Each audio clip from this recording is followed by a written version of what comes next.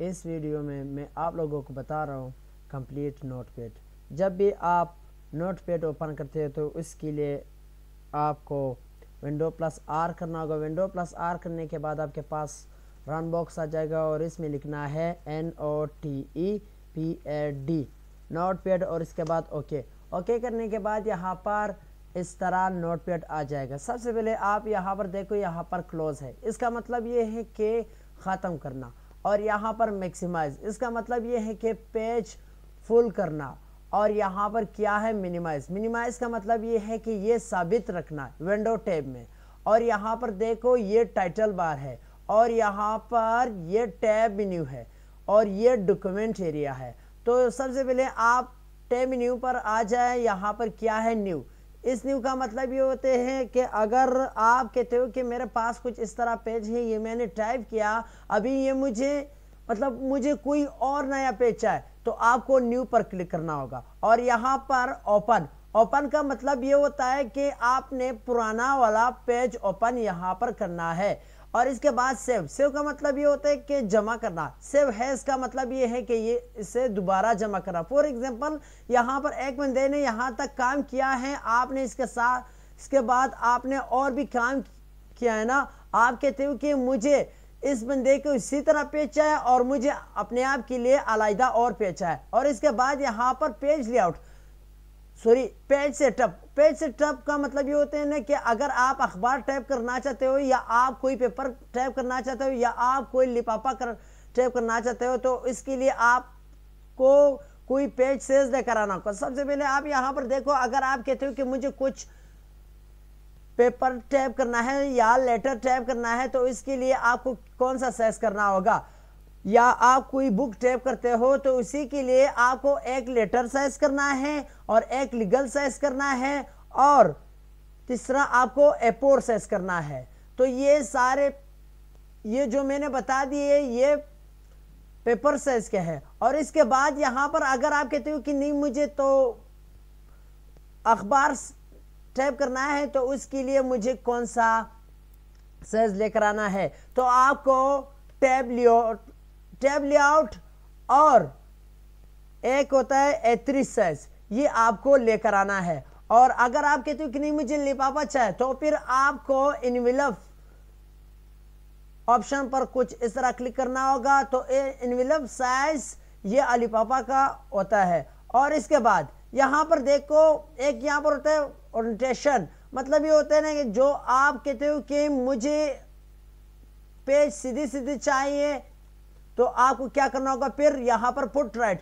या आप कहते हो कि नहीं मुझे ये लैंडस्केप चाहिए, इस तरह पेज चाहिए, तो आपको फिर लैंडस्केप पर करना होगा। और इसके बाद यहाँ पर देखो मार्जिन इंच, अगर आप कहते हो कि मुझे लेफ्ट साइड पर 2 इंच मार्जिन चाहिए, तो यहाँ पर 2 इंच मार्जिन आ जाएगा। अगर आप कहते हो कि नहीं मुझे राइट साइड पर चाहिए, तो आपको राइट साइड पर 2 इंच करना होगा। अगर आप कहते हो कि नहीं मुझे टॉप पर मुझे 1 इंच आए, तो आप फिर 1 करो, तो यहाँ पर 1 इंच ये आ जाएगा। या आप कहते हो कि मुझे नीचे से कोई 1 इंच मार्जिन चाहिए, तो फिर आपको यहाँ पर 1 लिखना होगा। और इसके बाद यहाँ पर हेडर का मतलब ये होता है ना कि ऊपर से अगर आपने यहाँ पर कुछ एक चीज टाइप किया, तो वो यहाँ पर आ जाएगा। फॉर एग्जांपल यहाँ पर मैं डेट यहाँ पर लिखूंगा, और जितने भी पेजेस मेरे पास फिर होंगे उससे उन सारे पेजेस पर क्या आ जाएगा, यहाँ पर हेडर आ जाएगा। और इसके बाद यहाँ पर पुटर, अगर मैं यहाँ पर लिखूं पेज नंबर,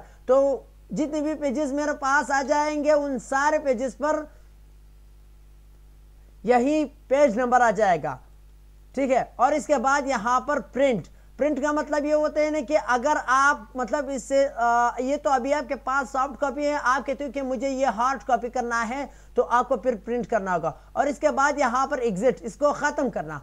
और यहाँ पर देखो, यहाँ पर आपके पास अंडो है। अंडो का मतलब ये होता है ना, फॉर एग्जांपल अगर आपसे कुछ इस तरह गलती हुई, आप कहते हो कि ये मुझे दोबारा लेकर आना होगा, वही पुराना लिखा है, तो फिर यहाँ पर अंडो करना होगा। और इसके बाद यहाँ पर कट का मतलब ये है कि मुझे ये वर्ड्स यहाँ पर नहीं चाहिए, मुझे ये नीचे चाहिए, तो फिर आपको ये सेलेक्ट करना होगा और इस जगह पर आपको कट करना होगा।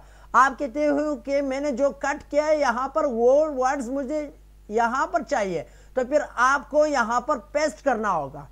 और इसके बाद यहाँ पर क्या है, कॉपी। कॉपी का मतलब ये है कि ये वर्ड्स मुझे यहाँ पर भी चाहिए और कोई और जगह पर भी चाहिए, तो फिर आपको कॉपी करना होगा। कॉपी करने के बाद आपको पेस्ट करना होगा। और अब यहाँ पर देखो, यहाँ पर है डिलीट। डिलीट का मतलब ये होता है कि अगर आप कहते हो कि ये मुझे खत्म करना होगा तो फिर आप डिलीट भी कर सकते हो। एक तो ये, और यहाँ पर फाइंड। फाइंड का मतलब ये होता है तलाश करना। अगर आप कहते हो कि मुझे इसमें कुछ इस तरह वर्ड चाहिए, वो मुझे तलाश करना है, तो फिर आपको यहाँ पर फाइंड पर इस तरह क्लिक करना है। और क्लिक करने के बाद मैं कहता हूँ कि मुझे खान नाम फाइंड करना है, तो यहाँ पर मुझे खान नाम करना होगा और टाइप करना होगा और इसके बाद फाइंड, तो यहाँ पर भी आ जाएगा और जहाँ पर भी है वो मुझे मालूम होगा। तो ये है ये फाइंड का काम।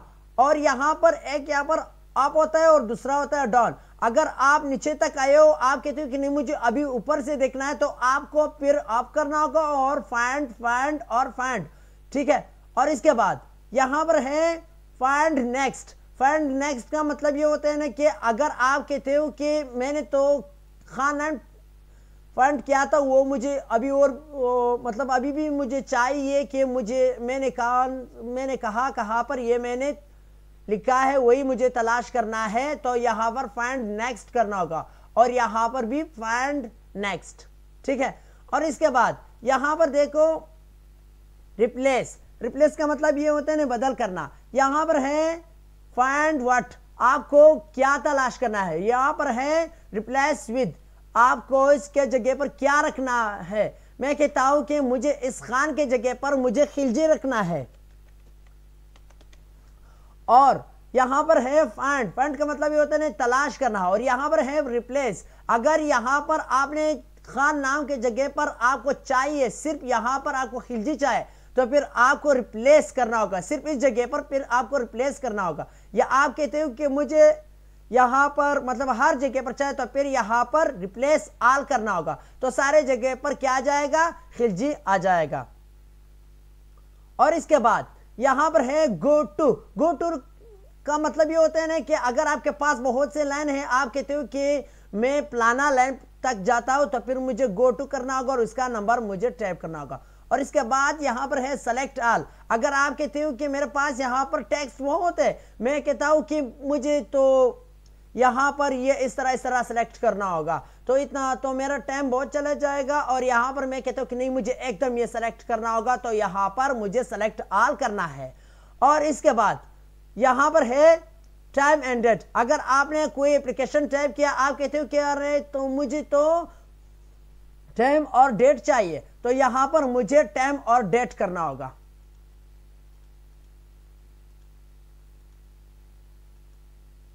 और इसके बाद यहां पर है फॉर्मेट। फॉर्मेट में सबसे पहले यहां पर है वर्ड वार्प। वर्ड वार्प का मतलब ये होता है ना कि अगर आपके पास मतलब कुछ लाइन वगैरह है वो इतने बड़े बड़े हैं, आप कहते हो कि नहीं मुझे ये सारे एक जगह पर रखना है, तो फिर वर्ड वार्प करना होगा। और इसके बाद यहां पर है फॉन्ट।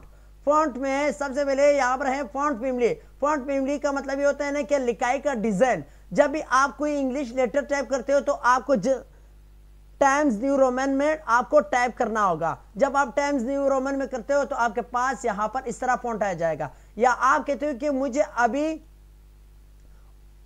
उर्दू के लिए कुछ फॉन्ट चाहिए, तो फिर आपको जमील नूरी फॉन्ट इस्तेमाल करना होगा, ठीक है। और यहां पर देखो आपके पास यहां पर होता है रेगुलर। रेगुलर का मतलब ये होता है कि लिखाई सीधा सीधा होगा। और यहां पर क्या होता है, यहां पर एब्लिक्यू। एब्लिक्यू का मतलब ये होता है यहां पर लिखाई इस तरह होगा। और इसके बाद यहां पर बोल्ड। बोल्ड का मतलब ये होगा कि लिखाई को मोटा होगा। और यहां पर है बोल्ड ऑब्लिक्यू, मतलब ये कि लिखाई मेरे पास यहां पर मोटा भी होगा और इस तरह भी होगा। और इसके बाद यहां पर है फॉन्ट साइज। फॉन्ट साइज मतलब ये होता है कि आपके पास जितनी भी टेक्स्ट है, आप कहते हो कि मुझे इसका साइज बड़ा करना है, तो आपको फॉन्ट साइज ज्यादा करना होगा। अगर आप कहते हो कि नहीं मुझे कम करना है, तो आपको यहां पर कम करना है। और इसके बाद ओके। और यहां पर है व्यू, यहां पर है स्टेटस बार। और आपको क्या करना होगा, स्टेटस बार इस तरह आता है। आपको क्या करना होगा, लाइनें बड़े बड़े करना है और फिर आप कहते हो कि मुझे स्टेटस बार करना होगा। तो आप जब स्टेटस बार करते हो तो आपके पास यहाँ पर खुद ब खुद मालूम होगा कि आपने मतलब आप कौन से लाइन पर हो और कौन से अल्फ़ाबेट पर हो। तो ये है नोटपैड।